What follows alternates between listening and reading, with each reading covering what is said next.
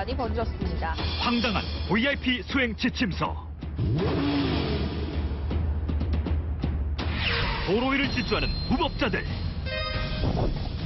이 사건의 중심에 있는 게 바로 별풍선입니다. 어른들의 장난감 피규어. 상상 초월 피규어 덕후들의 신세계를 찾아간다. 대한민국 최초 하이브리드 SUV 니로. 카톡쇼 신차 저격에서 제대로 파헤칩니다.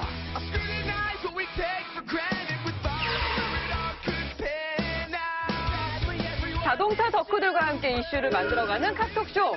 저희 첫 방송이 나간 후에 반갑다는 분들이 정말 많으셨어요. 정말 감사하고요. 오늘도 그 기대에 힘입어서 여러분들이 어디 가서 카톡쇼 덕후라고 말할 수 있는 것을 아주 자랑스러워할 수 있도록 저희가 더 열심히 노력하도록 하겠습니다. 많은 덕후 여러분들 저희 카톡쇼로 입덕해주세요. 오세요. 네. 입덕. 저희 그리고 이 두 분 빠지면 또 카톡쇼가 아니죠. 카톡쇼의 두 좌장을 소개하도록 하겠습니다.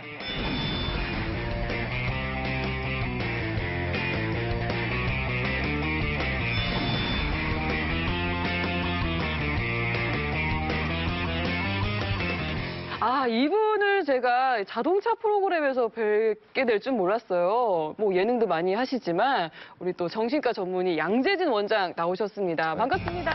안녕하세요.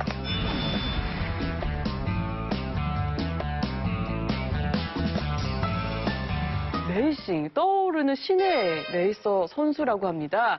문혜민 선수 나오셨습니다. 반갑습니다. 와.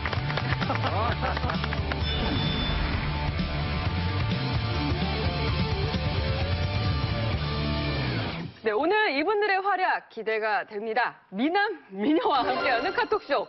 첫 번째 순서는 핫한 자동차 이슈를 속속들이 분해하고 파헤쳐보는 이슈 메이커입니다. 화면으로 먼저 만나보시죠.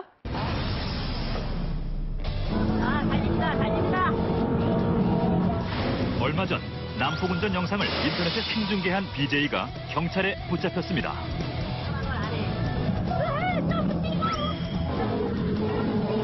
도심 한복판에서 시속 180km를 넘나들며 추격전을 펼쳤는데요.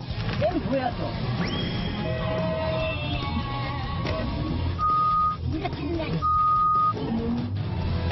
자동차 사이를 헤집고 다니며 욕설을 하고 경적을 울리며 위협합니다. 난폭운전을 하는 모습을 인터넷에 생중계한 이유는 다름 아닌 별풍선을 받기 위해서였습니다. 도로 위의 안전을 위협하는 분노의 질주. 여러분은 어떻게 생각하십니까? 네, 이 사건이 정말 최근에 아주 큰 이슈가 되고 있습니다. 이 사건의 중심에 있는 게 바로 이 별풍선입니다. 별풍선. 이거 받으려고 그러는 거예요?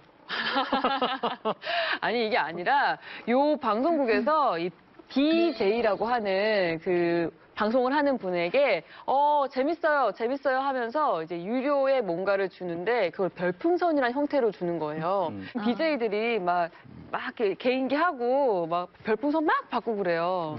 우리 그럼 하나씩 잘하시면 제가 하나씩 드릴게요. 별풍선 쏠게요. 이병헌이 나온 대학은? 몰라? 단언컨대. 단언컨대 메탈은 단언컨대.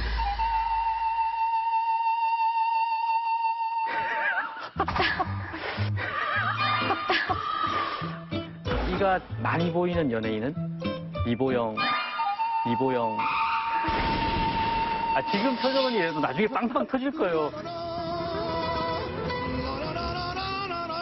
이번에 경악한 거는 이거를 별풍선을 받기 위해 했다는 게 경악스러운 거예요. 얼마 받았다고요?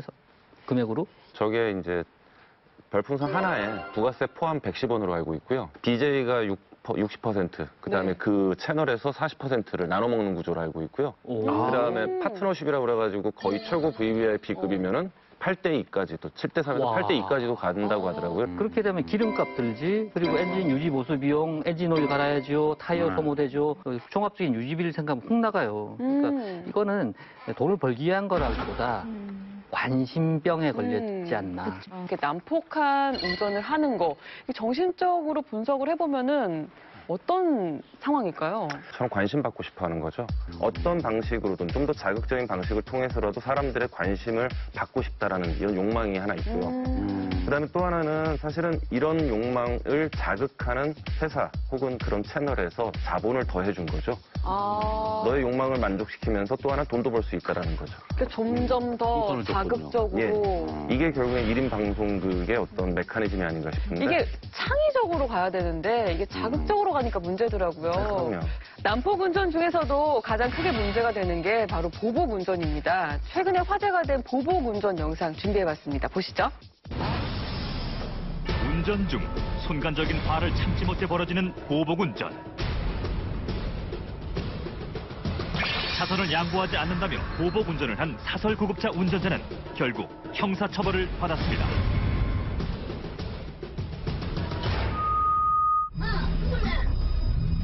더 황당한 건 응급 상황도 아닌 출근길이었다네요.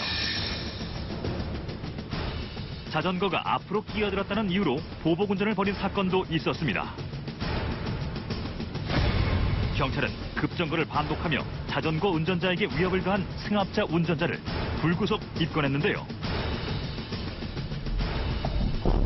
경찰의 단속이 강화되고 있지만 끊이지 않는 보복 운전.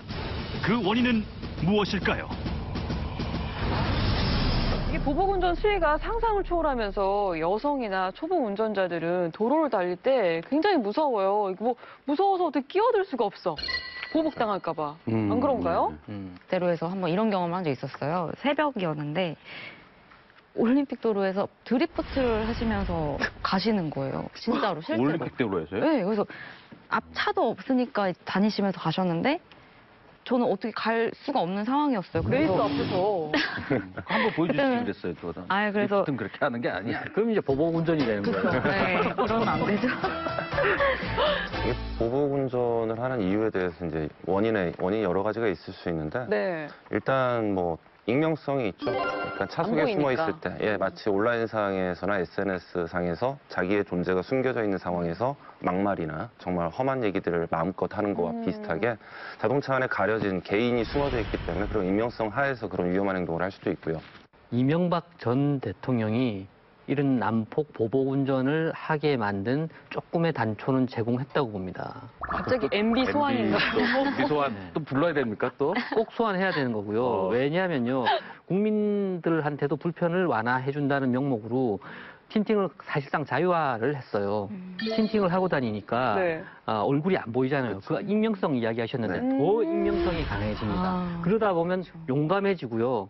과감해지고. 과격한 행동도 하게 되고 난폭 보복 운전을 하는데 상당한 역할을 합니다. 그런 이유도 있을 것 같아요. 그 언제부턴가 운전면허 시험이 굉장히 간소화됐어요. 그것도 MB 됩니까? 그럼 그렇습니다. 이명박 전 대통령이 그 규제 완화, 면허증을 쉽게 따야 된다 해서 절차를 간소화하면서 많은 초보들이 양산이 됐죠. 그때 너무 막 하루 만에 막 따고 막. 네. 독일이나 미국, 하여튼 특히 유럽 국가들이 면허증 따는데 보통 짧아야 3개월에서 6개월 정도 걸리고요. 비용도 최소 100에서 많게는 300까지 듭니다. 그러니까 한국이 얼마나 그냥 면허증을 인쇄물 복사해서 나눠주는지 알 수가 있는 거고요. 그거에 그때 이루어진 겁니다. 이명박 대통령 때 규제 완화, 시민들의 뭐 여러 가지 편의를 위해서 했다는데 그래서 지금 다시 좀 강화되고 있는 중. 아무래도 가장 중요한 건 나부터 난폭하고 보복 운전을 하지 않는 게 중요할 것 같습니다.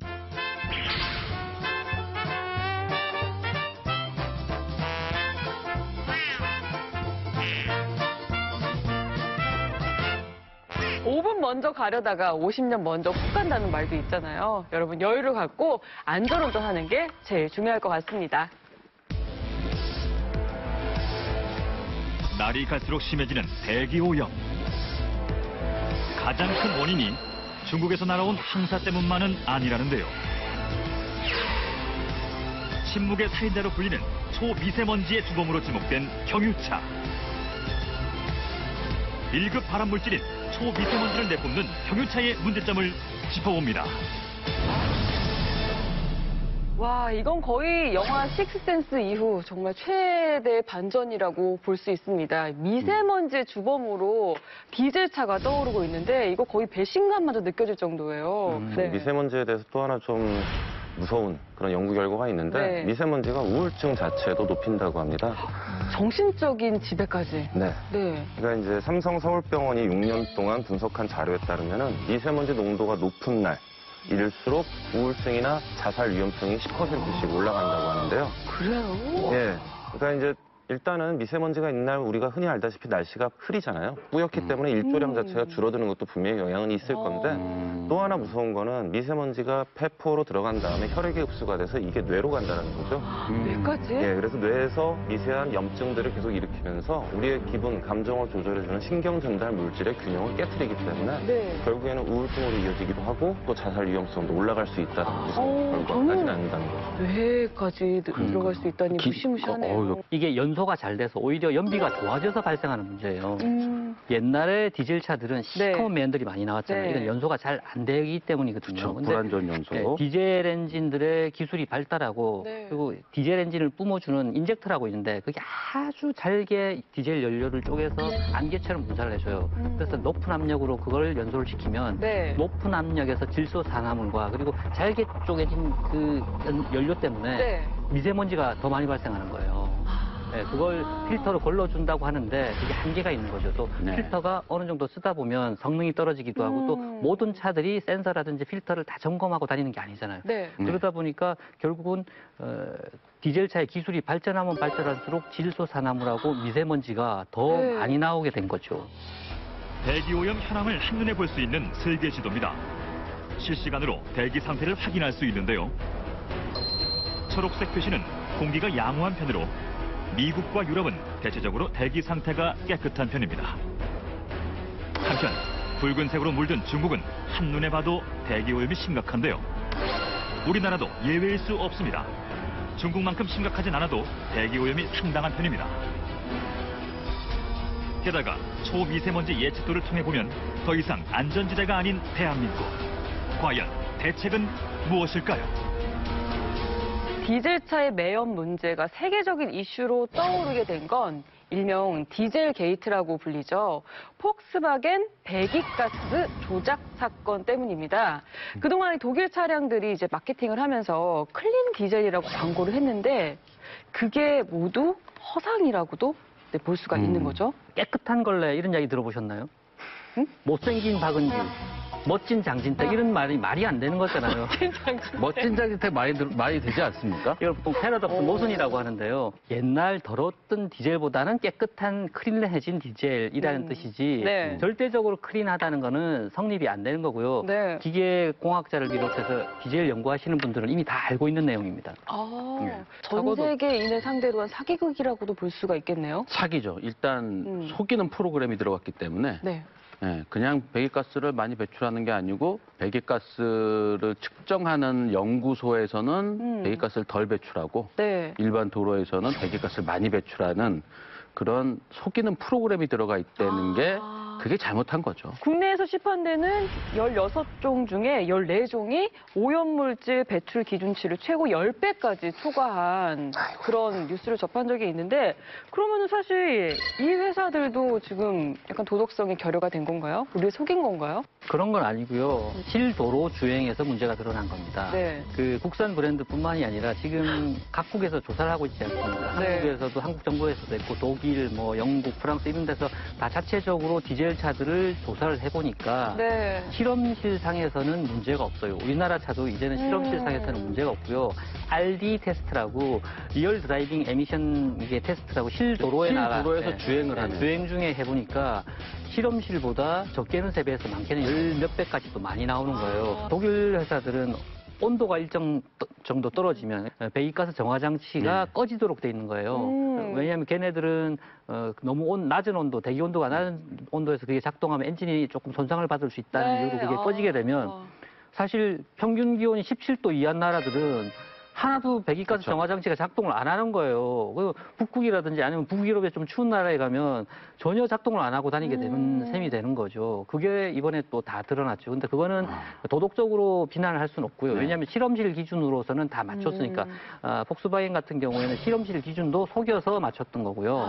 그래서 이제 네. RD 테스트를 앞으로 하겠다고 합니다. 2016년부터 유럽에서 시작되는데요. 네. 실험실 기준을 1로 봤을 때 2017년 내년에 2.1배까지 허용. 1이면 2.1까지는 허용을 해주고요. 네. 2025년에는 1.5배로 줄인답니다. 실험실 기준을 1로 봤을 때 실도로 주행해서 1.5배 이상 초과하면 인증을 안 해주는 걸로.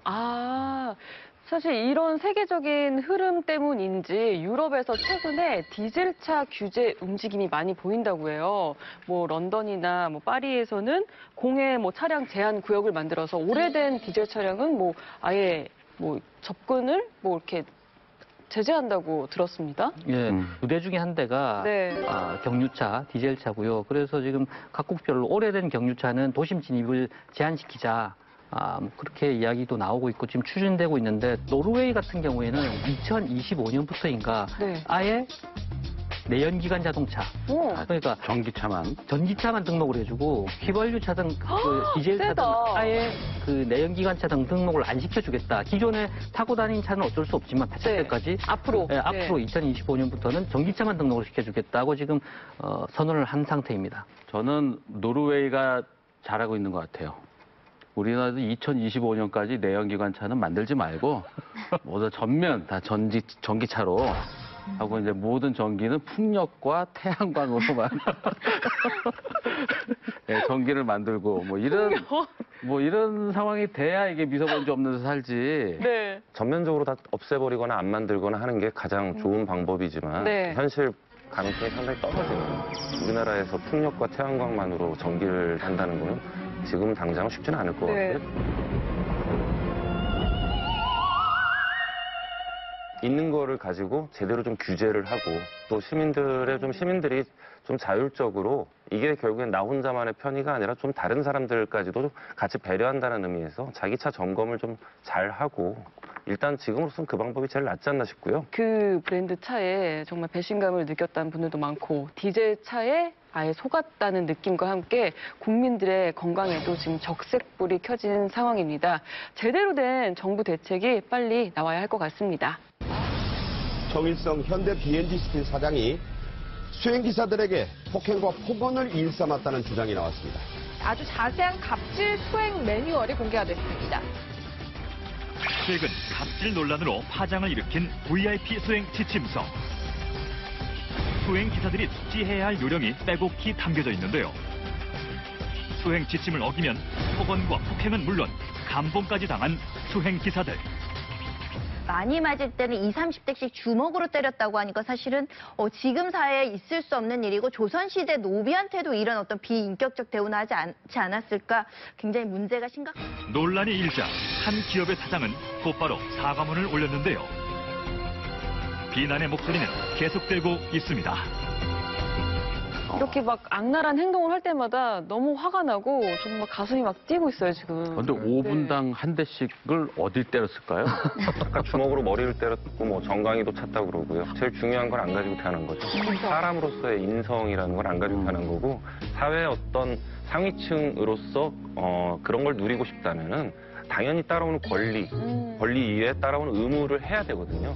가진 자들이 좀 더 덜 가진 분들에게 뭔가 베푼다든지 아니면 내 스스로 사회적 모범이 되는 행위를 한다든지 해서 사람들의 존경을 받을 수 있어야 되는데 그게 아직 안 된다는 게 안타까운 점이죠. 일단 인격적으로 아주 침해를 주는 부분, 뭐 때린다든지 말도 안 되는 네. 그런 어떤 사람 자체 존재에 자괴감을 주는 그런 매뉴얼들은 뭐 비난 받아서 마땅하죠. 그걸 옹호하고 싶은 생각은 전혀 없고요. 네, 근데 네. 매뉴얼 중에 일부를 보니까 조금 저는 생각이 다른 부분이 있었던 게 일반인들 뭐 댓글 보니까 저렇게 어떻게 운전을 해라고 돼 있는데 제가 볼 때는 너무 모범운전, 안전운전 매뉴얼이 있더라고요. 뭐 예를 들면 뭐 핸들을 잡는 방법이라던가 시트의 포지션이라던가 뭐 가장 기본적으로 운전하기 전에 갖춰줘야 되는 그런 것들 있잖아요. 그러니까 그런 것들이 굉장히 인상적이었어요. 네, 그래서 문혜민 레이서가 직접 VIP 수행 매뉴얼대로 운전을 해봤다고 하는데요. 화면으로 함께 만나보시죠. VIP 수행 지침서에는 말도 안 되는 조항만 있을까요? 조항만 봐주시겠어요? 한 기업의 수행 지침서를 자세히 살펴보는 문혜민 레이서. 안전운전 수칙과 함께 수행기사가 갖춰야 할 예의에 관한 조항들이 눈에 띕니다. 수행 지침서를 실제로 보니까 어떠세요? 운전의 기초적인 부분도 되게 많아서 그런 면에서는 되게 좋다고 생각이 들고요. 안전운전에 도움이 되는 매뉴얼은 어떤 게 있을까요? 운전하기 전에 엉덩이와 어깨를 시트에 밀착해라. 이건 기본 중에 기본이겠죠. 운전대는 안전운전을 위해 왼손은 9시 방향, 오른손은 3시 방향으로 잡아라. 이 또한 안전운전을 위한 필수 조건. 주행 시 전방 시야 100m 이상 확보해라. 유턴같이 급선회를 할 때는 운전대를 감고 원위치시키는 속도를 동일하게 해라. 이처럼 곡선 구간을 최대한 직선 구간처럼 주행하는 방법은 레이싱 기술의 기본으로 코너링이 수월해져 안전하게 커브를 돌 수 있습니다. 과속 방지턱은 부드럽게 넘어라. 이상 알아두면 도움되는 일부 매뉴얼이었습니다. 그래서 보통 운전 잘하시는 분들이 이제 운전 잘하시는 분들이 뭐 이렇게 나는 이렇게 운전을 한다 이러면서 막 인터넷에도 올려놓고 하는데 저는 운전대 잡는 것만 봐도 이 사람이 운전을 제대로 하는 사람인지 안 하는 사람인지 1초 만에 파악할 수가 있습니다. 저 한번 잡아볼게요, 그럼. 네. 운전할 때 이렇게 잡는 거 아니에요? 그러니까 이게 이제 이렇게 표현이 돼 있으니까 잘 모르는데요. 네. 보통 운전 잘한다고 할 때 그 운전대를 보통 레이서들은 부드럽게 잡거든요. 이렇게 계란을 감싸듯이 살짝 부드럽게 이렇게 잡고 운전을 해요. 보통 저는 이제 이렇게 운전하고 일반적으로 그렇게 하는 경우도 많죠. 이렇게 그냥 운전하고 이렇게 손가락으로 이렇게 얹고 이 행동은 어떤 건가요? 아주 나쁜 행동이고요. 그러니까 너무 강하게 잡아도 안 되지만 이렇게 운전하는 거는 갑자기 돌을 밟았다든지 노면에 굴곡이 있다든지 할 때 휙 돌아가거든요. 그걸 잡을 정도의 힘만 주면 됩니다. 네. 나 말고 다른 사람의 입장에서 한 번 더 생각을 해봤으면 배려하자. 예, 내가 이렇게 운전하면 상대방이 만약에 내가 그 입장이라면 어떤 기분이 들까라는 생각 정도만 한다 하더라도 나도 안전운전이 되고 또 어떤 난폭운전이나 보복운전을 부르지도 않고 그런 좀 좋은 일이 있지 않을까 생각을 해봅니다. 어떠한 돌발 상황이 언제 나타날지 모르기 때문에 매 순간순간 긴장을 늦추지 말고 항상 조심하는 습관을 들여야 된다고 생각이 듭니다. 네. 저도 사실 항상 스케줄을 할 때 이렇게 매니저가 운전해주는 차를 타고 오는데 앞으로 매니저한테 더 잘해줘야 될 것 같습니다. 사실 아침에 좀 속이 안 좋더라고요. 운전 꿀렁꿀렁 해가지고 한마디 했는데 미안하다. 네. 이해해줘, 누나. 네. 앞으로 이렇게 운전할 때 갑과 을을 떠나서 역지사지의 그런 좀 아름다운 마음이 좀 필요할 것 같습니다.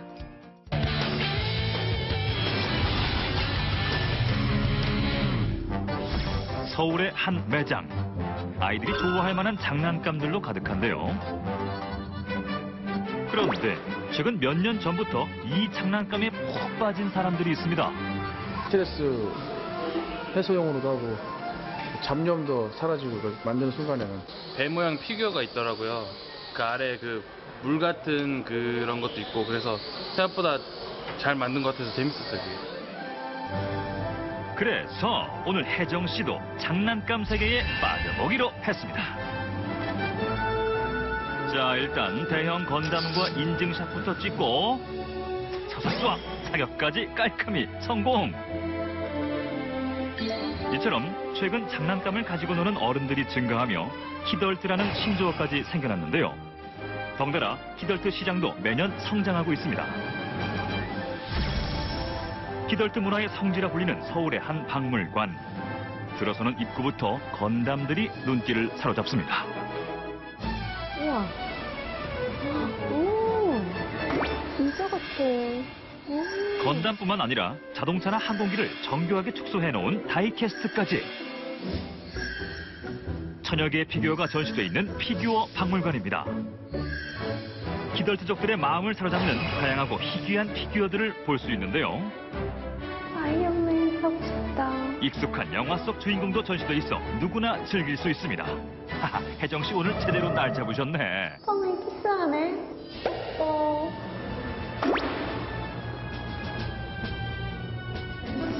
네? 이거 뭐예요? 오늘의 미션 10분 안에 가장 비싼 피규어를 찾아라. 지금요?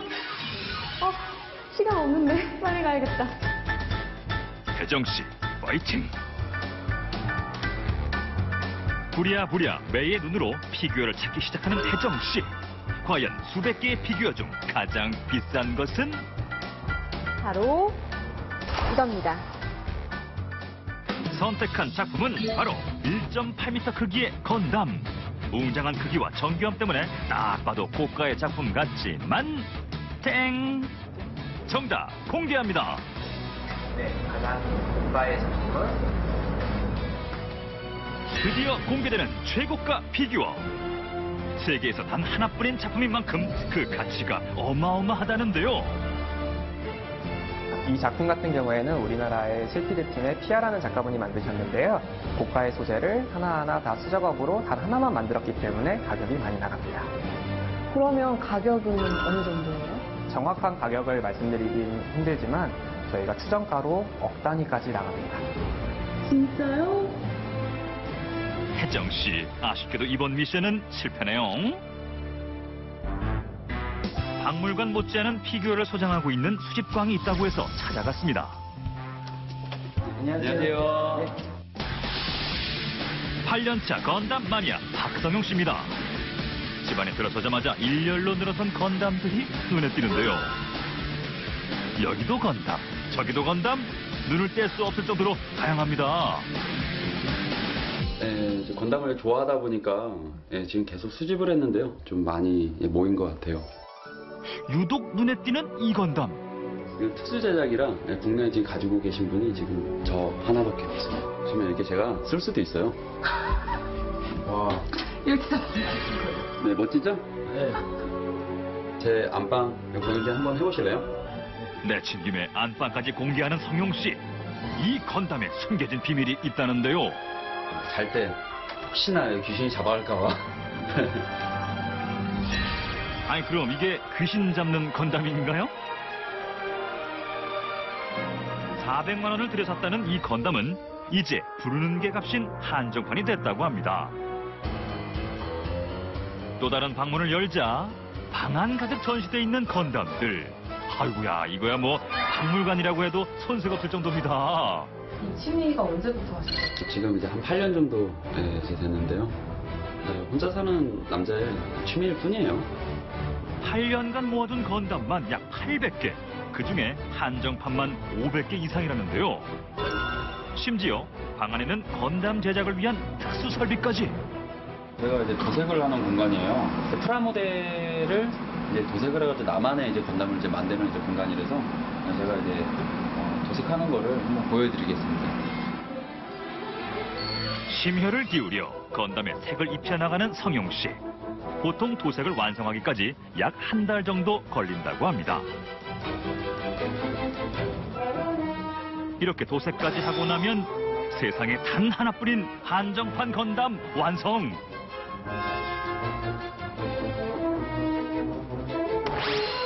그런데 이 방 안에 가득 쌓여있는 의문의 박스들은 정체가 뭔가요? 이 방은 제가 이제 미개봉으로 지금 쌓아두고 있는 방이에요. 늘어나는 건담 때문에 2년 전에는 큰 집으로 이사까지 했다는 성용 씨. 역시 건담 덕후답습니다. 숨어서 이제 지내는 시대는 이제 아닌 것 같아요. 뭐 자기가 좋아하는 뭐 피규어라든지 뭐 이런 건담이라든지 저처럼 이렇게 오픈해서 이 즐거운 취미 생활을 가졌으면 좋겠습니다. 어른들의 장난감에서 예술 작품으로 떠오르는 피규어 세계. 그 성장이 기대됩니다.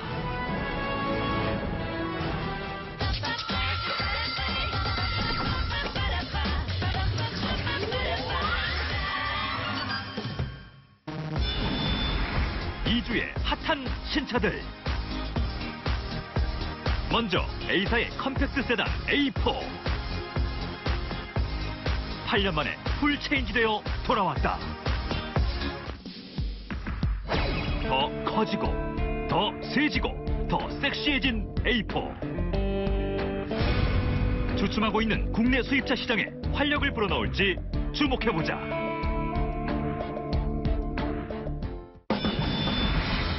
새롭게 등장한 또 하나의 신차는 SUV 기대자 QM6. 다음 달 부산 모터쇼에서 공개될 예정. QM6, 경쟁이 치열한 중형 SUV 시장에서 R사의 또 하나의 잇 아이템으로 떠오를 수 있을지 지켜보자.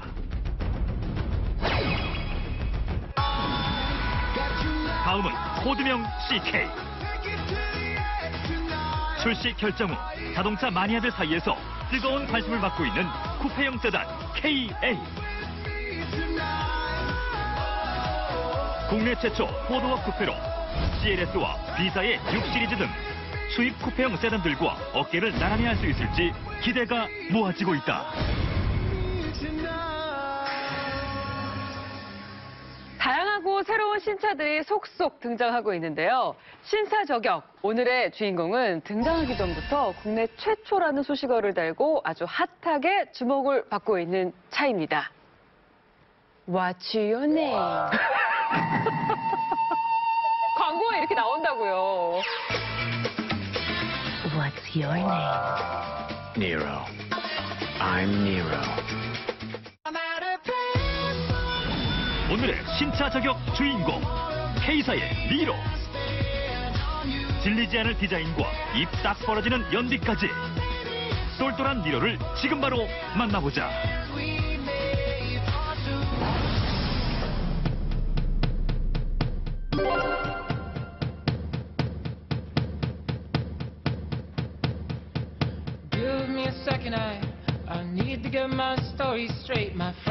우리가 보통 생각하는 헤드램프의 크기와 라디에이터 그릴의 크기의 어떤 대충의 아름답게 생각하는 비례가 있는데요. 그 비례에서 좀 벗어난 디자인이면 틀림없습니다. 전체적인 느낌은 새 차란 느낌이 별로 없는, 어디선가 많이 본 듯한 느낌이고요. 익숙하다는 장점이 있는 반면에 너무 무난하다는 단점이 될 수도 있을 것 같습니다. 스포티한 느낌이 없다 보니까 귀여운 면이 좀 다소 많은 것 같은데 다른 면이 있을지 궁금한 차인 것 같습니다. 국내 최초 하이브리드 SUV. 과연 실제 주행 시 느낌은 어떨까요? 카드를 넣어주세요. 시동 켜진 건가? 뭐지? 카드를 넣어주세요.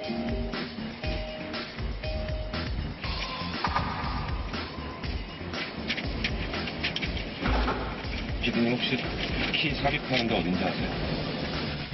그냥 버튼으로 스타트하는 게 아닌가? 카드를 넣어주세요. 카드를 넣어달라는데요? 네, K사에서 처음 만들어낸 소형 SUV 니로입니다. 바로 하이브리드 모델이고요. 여기에 보면 에코 하이브리드라고 써져 있습니다. 하이브리드 모델답게 가속 페달을 부드럽게 밟으면 전기로만 움직이기 시작할 겁니다.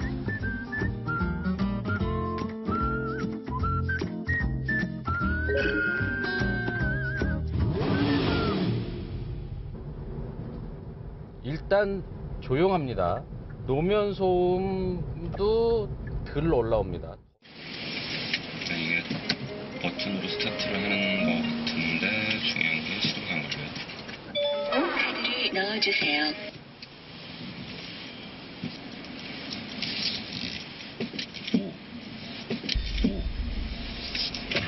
이게 하이브리드구나. 신기하네.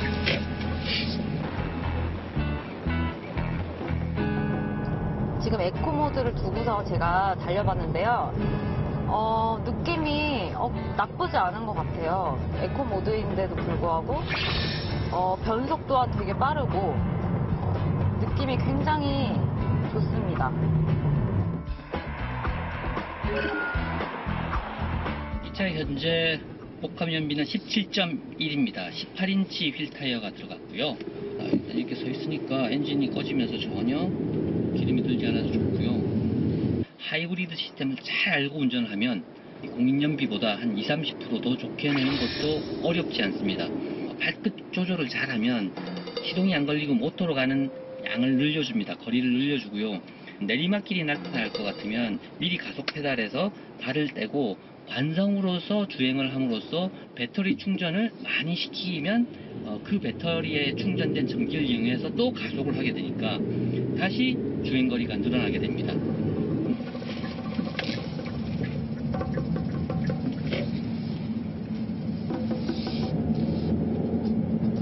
핸들 무게감 괜찮네요. 너무 가볍지도 않고 너무 무겁지도 않고. 브레이킹에서는 좀 다소 아쉬운 면이 있는 게 약간의 제동을 했을 때 약간 밀리는 감이 없지 않아 있는 것 같아서 그 부분에 있어서는 굉장히 아쉬운 생각이 있어요. 자, 지금 차 없이 교통을 통제하고 안전이 확보된 상태에서 급가속을 하겠습니다.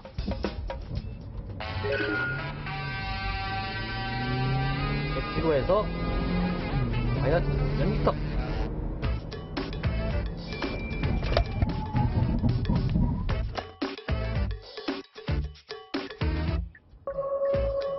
(43.3m)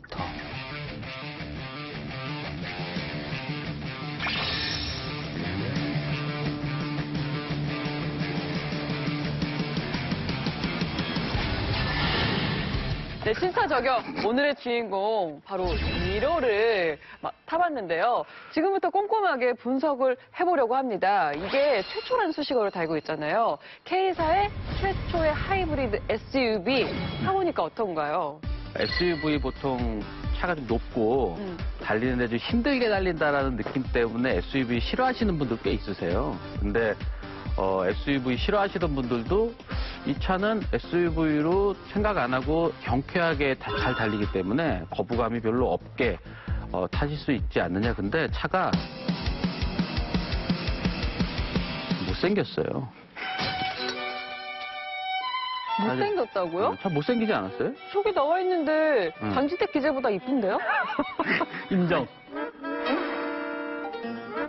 저보다는 이쁠 수 있어요. 네. 그런데 뭐 차가 차가 예전에 그 멋있게 디자인하던 그 기대치들이 있는 것 같아요, 사람들이. 근데 요즘에 디자이너가 바뀌었나? 석 기자는 어때요? 이 차 외관을 봤을 때? 저는 이제 뒤태는 이쁘다고 생각하고요. 네. 뒤의 모습, 특히 그 브레이크 컨비네이션 램프 같은 것들은 제가 좋아하는 좀 스포츠카 같은 룩의 그런 모습을 보여주는데 앞모습은 너무 공력 특성을 신경 쓰다 보니까 너무 밋밋하게 만들어서 이게 망둥어 같다는 느낌? 네, 망둥어 같다는 느낌이 들고요. 망둥어는 어떻게 생겼지? 이렇게 막 미끈하게 생겼는데 눈 좀 약간 툭 튀어나오고 옆에 눈 여기 붙어 있어요. 네.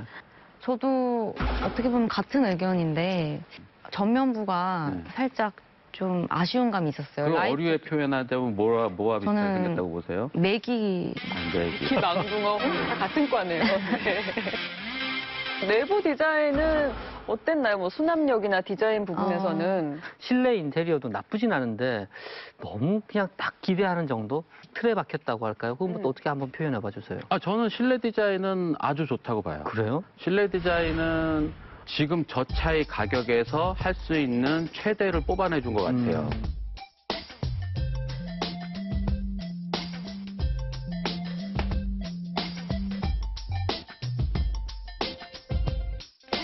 하이브리드 저도 사실 타본 적이 없어가지고 어떤 승차감인지 모르겠어요. H사, K사가 하이브리드 차를 만든 지도 오래되지 않았고 SUV 스타일로는 처음이어서 상당히 안 좋을 줄 알았는데 그거에 비해서는 놀라울 정도로 좋았고요. 그러나 단점들은 역시 저속주행, 시내주행에서 오히려 더 많이 드러났어요. 롤링을 보려고 약간 좀 과격하게 한번 꺾어봤는데 약간 기우뚱 해가지고 이게 아무래도 이게 소형이지만 차고가 높잖아요. 그거의 영향은 역시 좀 어쩔 수 없구나라는 생각이 들었고 약간의 테스트 버전, 베타 버전 같은 느낌이 들어서 아까 프리우스, T사의 프리우스도 초기보다 지금 되게 좋아졌다시피 아마 니로도 뭐 점점 나아지지 않을까라는 생각을 해봅니다.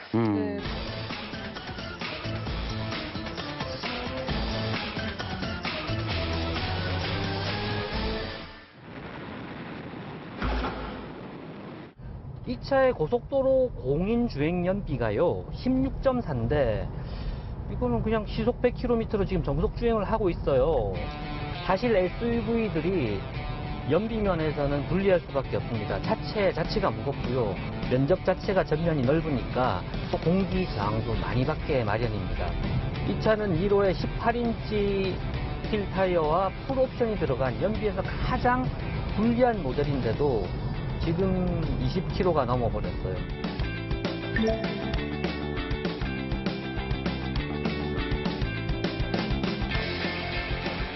저는 믿지 않았습니다. 그렇게 나올 거라고. 그 연비가 얼마나 나왔죠, 아까?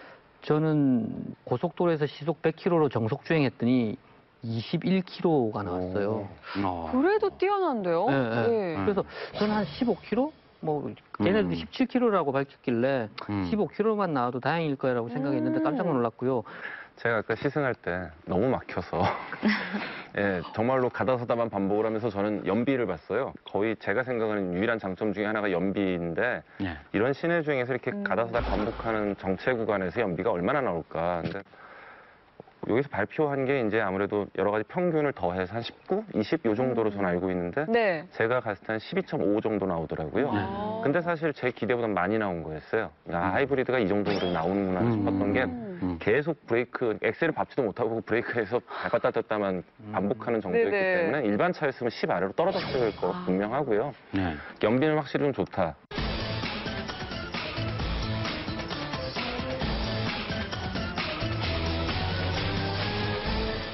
이게 뭐죠? 10년 20만 킬로미터?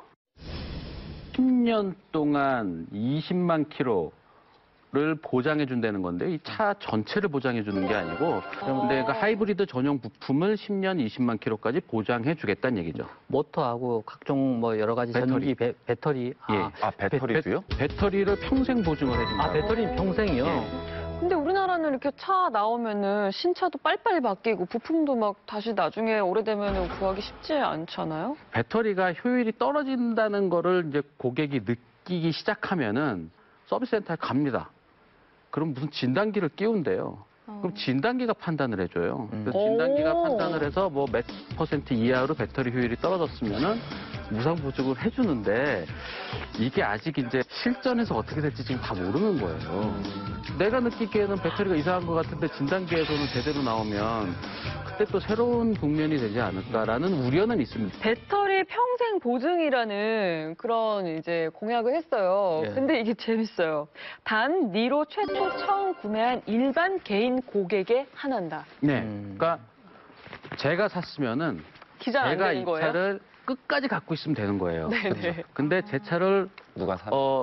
석동빈 기자가 샀어요. 중국. 이분은 안 되는 거예요. 석동빈 기자라서 안 되는 거예요?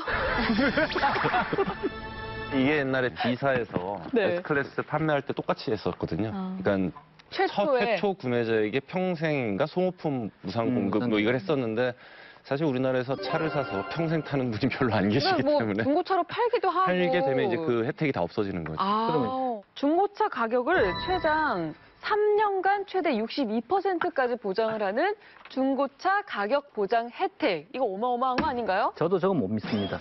최저를 밝혀야 되는 거거든요. 최고를 밝히는 건 의미가 없어요.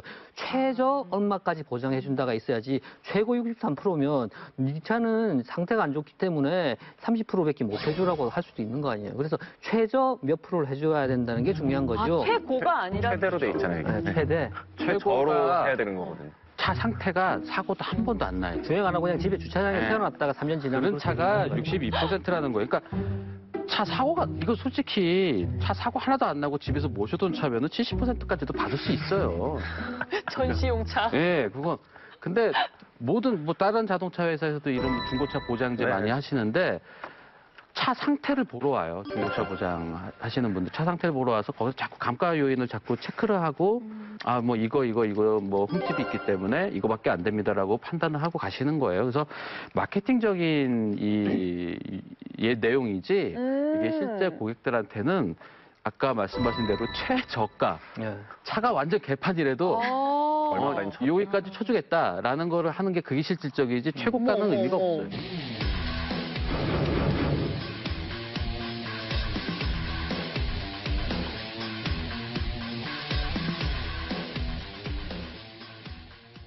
이렇게 해서 오늘 신차 저격, 오늘 주인공은 니로였습니다. 하지만 저희가 이렇게 평가를 다 하고 개인의 취향적인 얘기를 해봤는데 그래도 결과적으로 선택은 언제나 여러분의 몫인 거 아시죠? 불타는 금요일 자동차 덕후들과 함께하는 카톡쇼 4 다음 주에도 더 핫한 이슈로 돌아올 테니까요. 여러분들 카톡쇼로 입덕 많이 해주시고요. 오늘 밤도 여러분 굿나잇 좋은 밤 되시고 여러분 굿나잇.